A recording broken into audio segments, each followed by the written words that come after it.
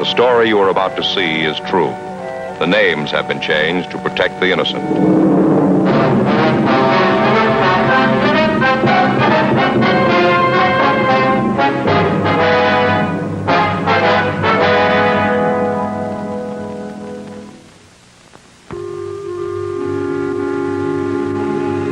This is the city. Los Angeles, California. I work here. I'm a cop. It was December 31st, New Year's Eve. It was cold in Los Angeles. We were working the night watch out of homicide, special duty. My partner's Frank Smith. The boss is Captain Warman. My name's Friday. It was New Year's Eve. All available men were ordered to be on duty. It was a big night for some of the people.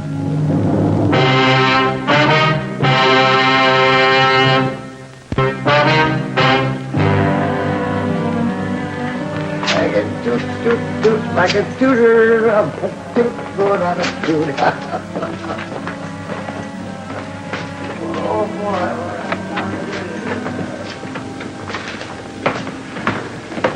Joe, how's it going? Oh, hi, Jack. Pretty busy. How's it outside? Cold. Not enough to keep people at home, though. Rough night, huh? Looks like a wild one. Been keeping the complaint board busy. Seems bigger than last New Year's. You're on with Frank and me tonight, is that right? Mm-hmm. Thought I was going to have it off. Wife had a little house party planned and everything. That's too bad. Maybe next time, huh? That's what I said last New Year's. Where's Frank? Just passed him down the hall a minute ago. Said he'd be right back. Yeah. Anything in the book? Oh, I almost forgot. Lloyd Hopper called. He's having a little party out at his house. He wants us to drop around when we get off.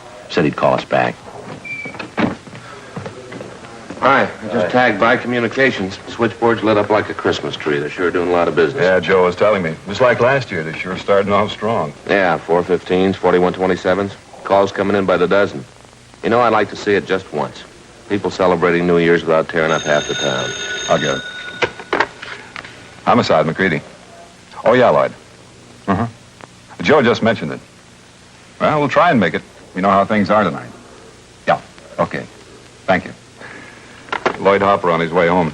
Says he sure hopes we can make it if we get off early. Not much chance of that. Yeah. I guess you can't tell. We might get a break. I don't know. Crowds are starting in pretty early. Good chance they'll break and go home right after midnight. That should get us off early. Yeah. That was the idea last year, wasn't it, Frank? Yeah. What time did you get off? 6 a.m. It's just like I told you. He threw the bottle right at me. He threw it right at my face. I thought he was going to hit me over the head.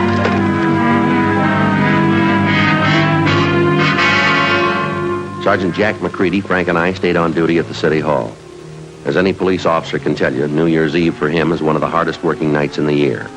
This one was no different for us. Within an hour, we'd received more than a half a dozen calls to be checked out. Street fights, ADW calls, cuttings, the usual complaints that you'd expect to get when a community of 4 million celebrates New Year's Eve. 9:43 p.m. Unit 7R2 at Wilshire and Geneva. A 211. A 211. KMA 367. Roger, 7R2. Unit 1A12 at 83 Naylor Avenue. See the man. Repeat. KMA 367. No stopping him, Unit huh? 7R2. Yeah, it's a big night. Geneva. A 211. A 211. Homicide, Friday. Roger, 7R2. What's that? No. Unit 1A12. No, ma'am, no. at No, you have the wrong 83 division. If you'll wait just a second, I'll have you transferred. No, I'll have you transferred. You won't have to call back. All right, hold on, please.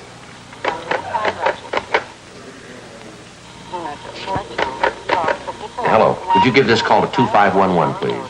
Yes, that's right. Robbery. Thank you. Attention, all units.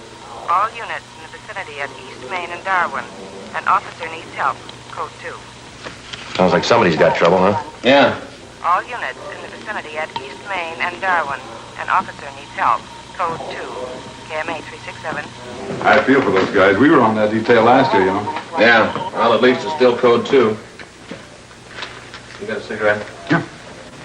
I'm sorry, Frank. Joe? Yeah. Got a cigarette? Yeah. Here you go.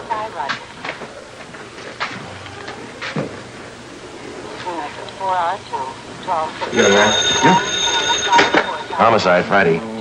No, Mac, he's not here now. No. No, I don't have any. No, I'll have him come right over, though, as soon as he does get in. Joe? Right. Yeah, just a second. Right, Mac. Got a Mac? Well, you guys haven't got anything, have you? All units on frequency 1, stand by. All units on frequency 1, stand by. All units and 1A1. Attention, all units.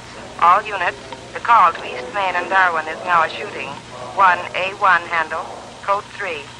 It's us. All Come on. units and 1A1. Attention, all units. All units. Call to East Main and Darwin is now a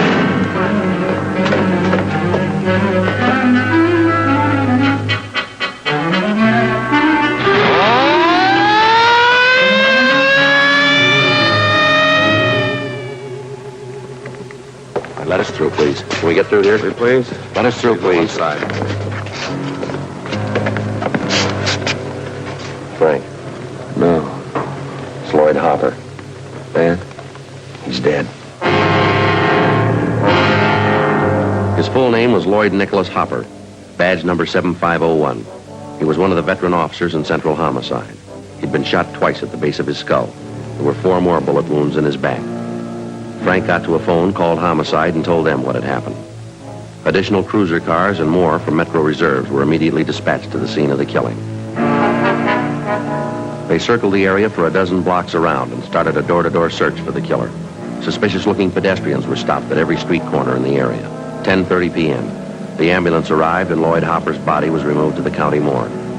Along with Sergeants Lopez and Mitchell from Homicide, Jack McCready, Frank, and I continued checking in the immediate vicinity of the killing.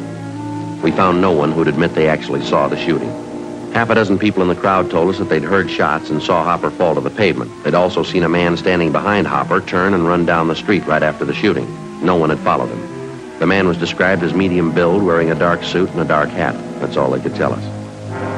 With a possible description of the suspect, more men and cars were brought into the search for Hopper's assailant.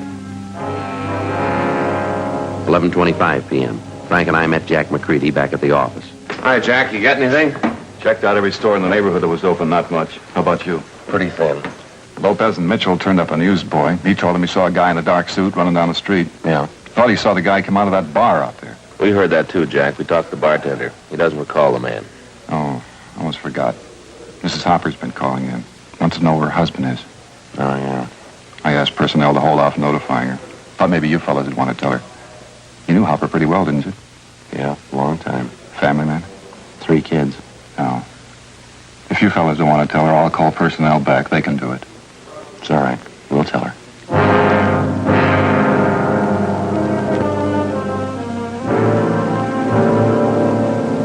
Frank and I got in the car and headed out for the home of the slain officer, Lloyd Hopper. The house was on Ralston Avenue, a few blocks from where Frank lived. We parked the car and went up to the front door. The lights were burning in the living room. What? I say it's a lousy job. Well, somebody's got to do it. Yeah. Well, I heard it. Somebody's coming. Hi, Joe, Frank. Hi, Betty. Hi, Betty. Sure glad you could make it. Everyone's here. They're in the den. Oh, come on in, you two.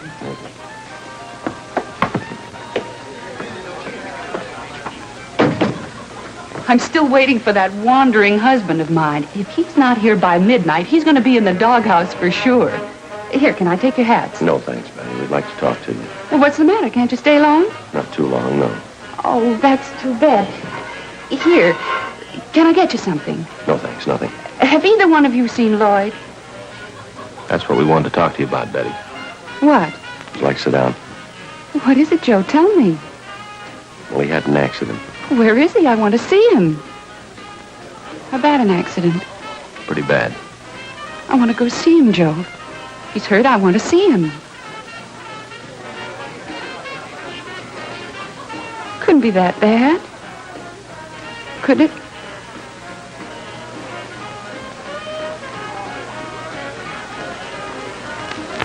Yeah. Please, Joe. Please, not Dad. Tell me, Joe, please. I'm sorry. Thank God.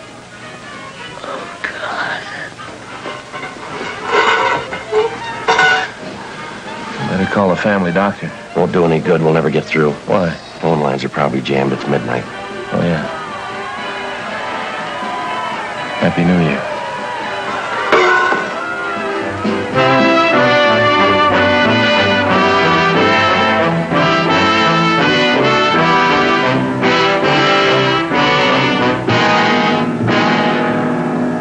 11:30 a.m. We finally got a hold of the Hopper's family doctor, and he told us he'd be over as quickly as possible.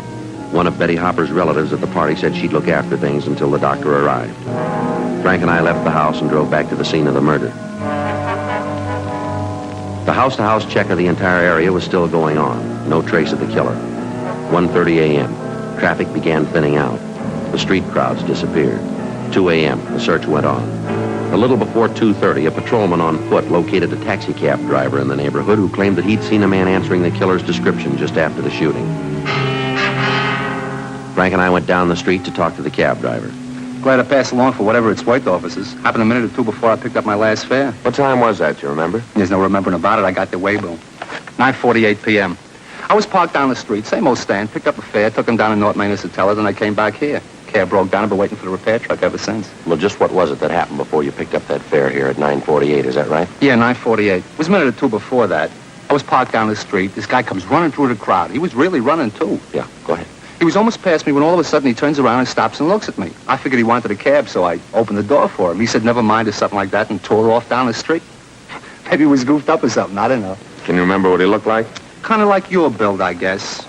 Medium. Wore a hat, dark suit. Did you get a look at his face?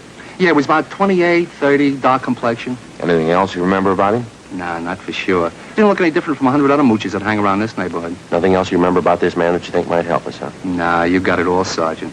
Just that he acted a little queer, that's all. Goofed up, probably. Did you see which way he went when he took off? Yeah, right down the street that way. Lost himself in the crowd. I couldn't be bothered. Uh-huh. How about when he came running down the street toward you? You happen to notice where he came from? Matter of fact, yeah. I was right after I heard those shots. Of course, I didn't know there were shots then. Yeah. Looked to me like he came out of the joint right near where the cop was shot. Which joint is that? This one right here, the,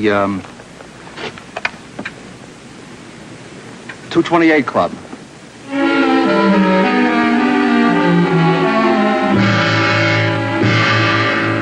It wasn't much, but it was the only lead we had to go on. 7 persons in the vicinity at the time of the shooting had volunteered the information that the killer had been a recent customer at the 228 Club, the neighborhood tavern. The owner and bartender of the club, a Ralph Stevens, had been questioned twice that night by different officers. And he twice denied that there was any possibility that the killer could have been a patron at his bar. Stevens' denials didn't make any more sense than the killing itself. We made arrangements to have the cab driver we interviewed come to the city hall to check through our mug books for the suspect. By 10 a.m. the next morning, the body of the slain homicide officer Lloyd Hopper had been posted. 4 bullets were taken from his back, 2 from the base of his skull. Sergeant Udy ran the slugs through ballistics where they were identified as having been fired from a .45 caliber Colt automatic. 11:12 a.m. Frank and I re-questioned the bar owner, Ralph Stevens. Now, look. How long does this thing have to go on? I told you everything I knew last night. We know that, Stevens. It doesn't seem to jibe with what the other witnesses saw. Well, maybe you better take it up with them, then. I don't know anything about it. How come you're so sure the man we want wasn't in your place last night? It just wasn't, that's all. I know who I serve. I know who comes in. Pretty good crowd in here last night. You remember every one of them, do you?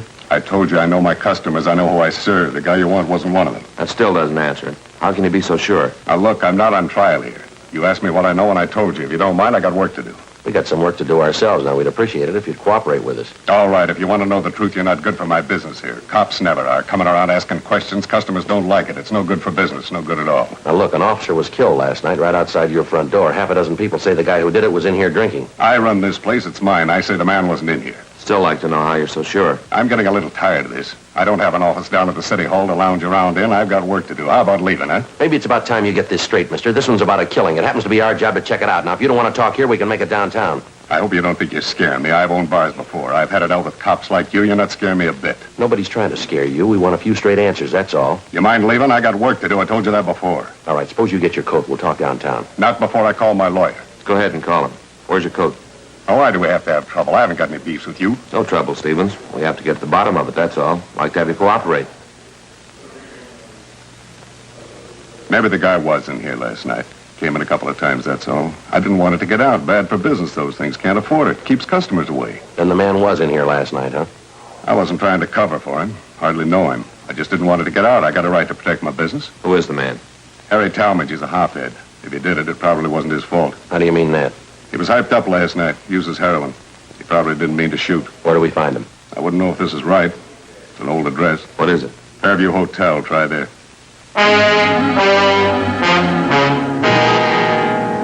We got in touch with Sergeants McCready and Lopez from Homicide. They drove downtown to check at the Fairview Hotel for the suspect. 11:58 a.m. Jack McCready called us back. Yeah, Jack. Mm-hmm. Yeah, that's right. The Fairview Hotel on South Grand. Yeah, huh?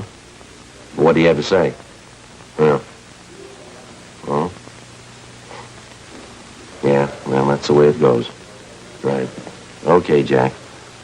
Yeah, no, we'll check you later. Right. Bye. How about it? When we checked out the hotel, we talked to the desk clerk. Talmadge there? He was. Yeah. Checked out 2 months ago. No leads.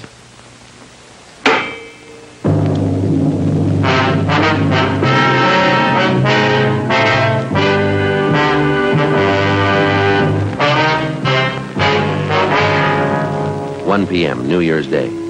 After we found that the suspect, Harry Talmadge, had checked out of the Fairview Hotel months before, Frank and I went back to the office and ran his name through R&I. The information given us by Ralph Stevens, the owner of the 228 Club, was apparently correct. The record on Talmadge showed that he was a confirmed user of narcotics. He'd served 2 brief terms for illegal possession of narcotics and another short term in the county jail for petty theft. We got out a broadcast and an APB on Talmadge. We checked out all his known friends and relatives, the places he frequented, hotels and boarding houses that he'd stayed at. No leads. With the help of Lieutenant Bigham in narcotics detail, we finally found the trail most likely to lead us to the suspects, the peddlers who were suspected of supplying Talmadge with narcotics. They were to be kept under 24-hour watch. 3 days passed. No results. Monday, January 4th. After Frank and I went to the funeral and burial services for the murdered officer, Lloyd Hopper, we checked back into the office. I don't know, Joe. I don't take much to funerals. Not a cop's funeral, anyway. And I don't blame you. His wife, Betty, seemed to look a little better, didn't she? Yeah, seems to be bearing up pretty good, considering. Frank, Joe. Hi, Jack. Hello, Jack. That young fellow you told me about, he phoned me, Frank. Is that right? Did you give him the information? Yeah. He wanted to know all about taking the police department examination. Who's that? Oh, one of the neighborhood boys. Nice kid. Wants to get on the force. I told him to apply at room 5, City Hall, any weekday. He could make out his application then. That it? Fine, Jack, thanks. They got the recruiting campaign going now, huh? Yeah, I guess so, Joe. Taking applications from all over the country. I got it. Homicide, Friday. Oh, yeah. Mm-hmm. Now, just a second. Yeah, go ahead. Uh-huh. Donaldson, huh?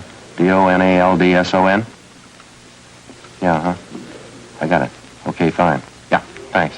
It was Bigham in narcotics. Might be something. What's that? Well, he got a line on one of the mules who used to push heroin to Talmadge. A guy by the name of Donaldson. He's been sounded out. He's ready to talk to us. This Donaldson was close to Talmadge? Supposedly, yeah. You know where Talmadge is? Let's ask him.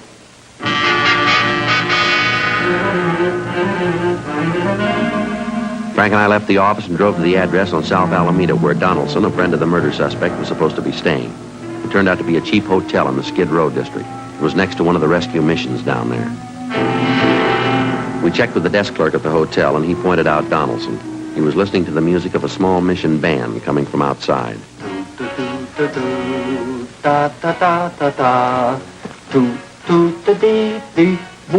Excuse me.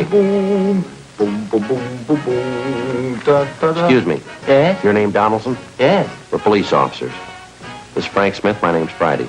Surely. Isn't that nice, Sergeant? Music from the mission. Sure do like it. I even go over and listen to the sermons. Do me a lot of good, especially the drum. I understand you're not pushing junk anymore, Donaldson, that right? Call me Biggs. Name's really John, but everybody calls me Biggs. No, I hadn't been pushing junk, not for months, all through with it. When's the last time you saw Harry Talmadge? A couple of weeks ago. I'm not much of a Harry anymore. Like I say, I've been spending a lot of time at the mission. Hearing the sermons changes the way a fella does things, you know. Reason I moved in here close. Yeah. A man's got to turn good sometime during his life. I figure it's time I start living by the word. Hey, that's nice music, isn't it? Yeah. Do you have any idea where we might find Talmadge now? I might have a few ideas on it. I don't know. Say, I guess neither one of you fellas use snuff. No. No, thanks. Don't bother you, does it? I know the last boarding house Harry stayed at, if that'll help any. Place out on 12th Street. I can give you the address. Is he still there, do you know? Don't think he is, no. Matter of fact, I'm sure he's not. I wish Harry'd come around and see me. Like to get him interested in the mission. Get him listening to the sermons. Might help him. Did an awful lot for me. You say you saw Talmadge about 2 weeks ago, huh? Well, not quite 2 weeks ago. It was the day after Christmas. Came down here and wanted some money. I couldn't give him any. That's when he told me he was moving. Going to move to some rooming house up around the City Hall section up there. You mentioned any address? Not that I can recollect, no. Sure is nice music, isn't it? How about some of his other friends, Biggs? Think they might be able to help us? Or Duke might help you. Harry and Duke are still great friends. Duke sees him more than I do. Where do we find this Duke? You know the Penny Arcade down on South Main? Right down from the train depot there? Yeah. That's where Duke works. He's a janitor there. I've been trying to get Duke to come to some of the mission meetings, too. He sure could stand it, old Duke. Well, thanks very much, Biggs. Not at all, Sergeant. Always glad to help out. Look at that now. All out of snuff. Say, you couldn't see your way clear, could you? Yeah. Here you go, Biggs. Oh, that's sure Christian of you, officer. I'll handle this just like a personal loan. That's all right, Biggs. Don't say anything about us talking to you, will you? Not to anyone. No, sir, I won't. You can trust me. Say, when you see Harry, you give him a message, huh? Yeah, what's that? You tell him to come and see me. I want him to show up at the meetings, hear the sermons. Could change everything, Sergeant. Could give him a new life, a new soul. Think of that. A brand new soul for Harry. Yeah, he could use one.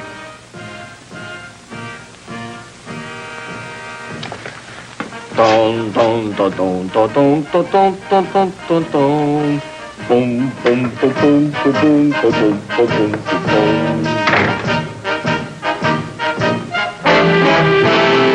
3 p.m. Monday, January 4th. We drove down to the Penny Arcade on South Main. Harry Talmadge's friend Duke wasn't there. The manager of the place gave us his home address, and we left to check it out. Duke wasn't at his home either. We staked out the place for the rest of the afternoon, but he failed to show. At 8:30 that night, officers from Homicide came out to relieve us. Frank and I stopped for dinner, then we went back to the office. 10:05 p.m. You want to grab that, Joe? Got it. Homicide Friday. Yeah. Oh, he did, huh? When?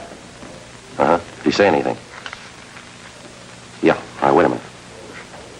Okay, go ahead. 1727. It's west.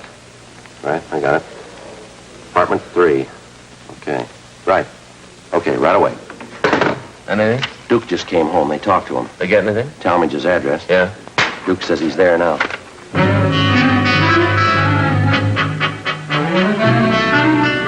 We got in the car and drove out to the West Hoover address. We were to meet Sergeants Jack McCready and Bill Mitchell. 1727 was an old two-story apartment house. Apartment number 23 was on the ground floor at the rear of the building. While McCready and Mitchell covered the rear exit, Frank and I went in the front way.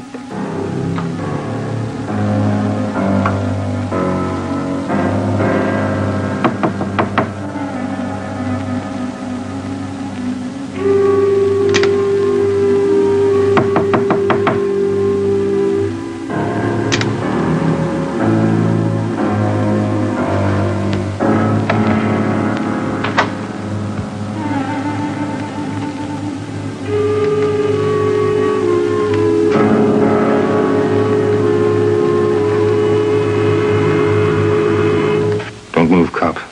I'm going to kill you. Come on, come on here. Come on, get up. You yellow cop, get your hand down.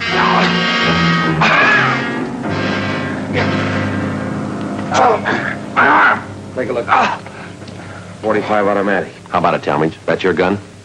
Sure, it's mine. What of it? Why'd you kill him? Because I wanted to, that's all. He was a cop. Is that your only reason? I told you he was a cop. Shot him, that's all. What's the difference? Big one, mister. Why? Got my weight, so I killed him. Just one cop less. What's the difference? Ask his family. They'll tell you.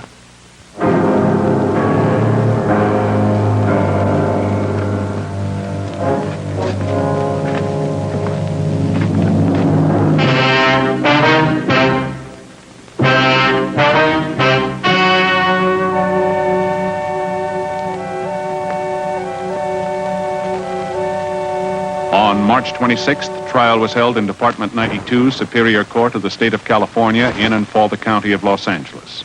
In a moment, the results of that trial.